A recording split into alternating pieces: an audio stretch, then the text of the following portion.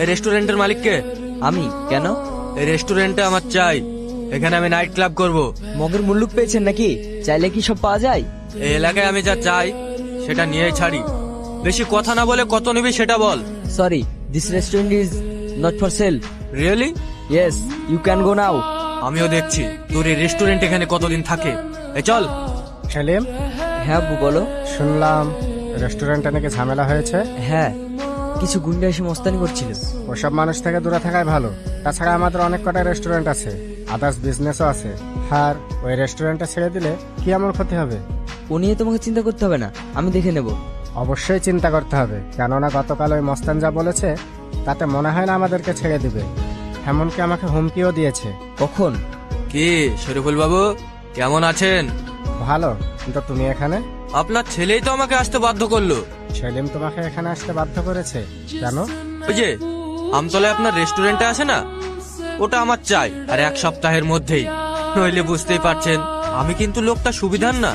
ও, এই ব্যাপার। অত চিন্তা করার কিছু নেই, রেস্টুরেন্ট ওখানে থাকবে। ওই রেস্টুরেন্ট আমাদের মেহনতের টাকায় তৈরি, অন্যায়ভাবে কাউকে দখল করতে দেবো না। Order please. 3 প্লেট মোমো নিয়ে এসো। Okay ma'am. Shakil, yes sir. আমায় দাও, আমি নিয়ে যাই। না স্যার, আপনি সেদিন নিয়ে গিয়েছিলেন। আপনি অনার হয়ে যখন কাস্টমারদের সার্ভ করেন আমার খুব খারাপ লাগে। দূর পাগল, আমারও তো দেখা উচিত আমাদের সার্ভিস পেয়ে কাস্টমাররা কেমন রিভিউ দিচ্ছে। সত্যি স্যার, ইউ আর গ্রেট। ঠিক আছে দাও। আরে তুমি হ্যাঁ ভালো আছো? হ্যাঁ ভালো আছি, আপনি?